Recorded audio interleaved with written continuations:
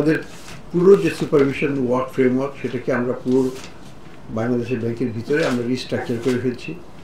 আমরা এখন আপাতত 12টা ভাগে ভাগ করে ফেলা হচ্ছে, যেটা 12টা ভাগে আবার 61টা ব্যাংকে এই 12টা ভাগে আমরা ভাগ করে দেব এবং এক একটা গ্রুপ অফ ব্যাংকের উপর তাদের নজরদারিটা রাখবে। এটাই হচ্ছে আমাদের এখনকার পরিকল্পনা এবং যেটাকে আমরা বলবো যে 360 ডিগ্রি সুপারভিশন, অর্থাৎ সব কিছুই এই গ্রুপগুলোই করবে।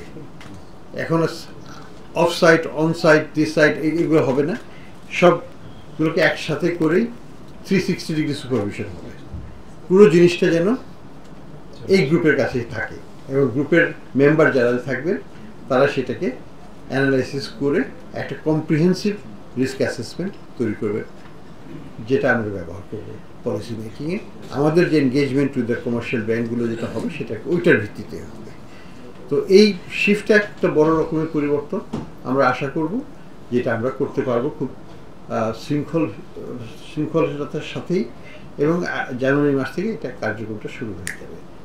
এটার সাথে আপনাদেরকে একটু বলে রাখি যে এটার সাথে আমরা আবার IFRS 9কে বাস্তবায়ন করতে যাচ্ছি।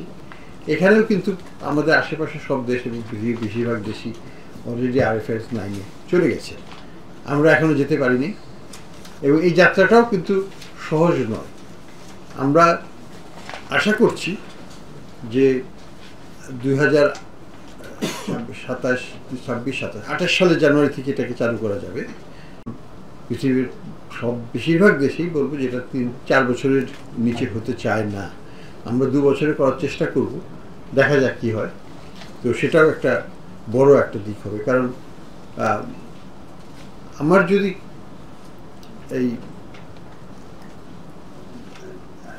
রিপোর্টিংটা যদি ঠিক মতো না হয়, আগের মতো যদি রিপোর্টিং হয়ে থাকে আগামীতেও, তাহলে কিন্তু যেটাকে আমরা এই কম্পিউটার ভাষায় বলে গার্বেজ ইন গার্বেজ আউট, একই জিনিসই হবে।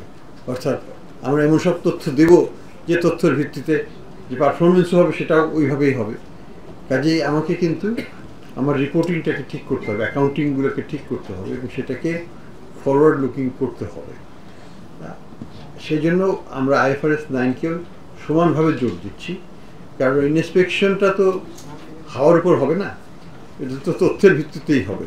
আমার অ্যাকাউন্টিং ক্লাসিফিকেশন এগুলো যদি আমি শক্তিশালী করতে না পারি, এটার গুণগত মান বাড়াতে না পারি, তাহলে ইন্সপেকশন টিমও কিন্তু গুণগতভাবে কাজ করতে পারবে না।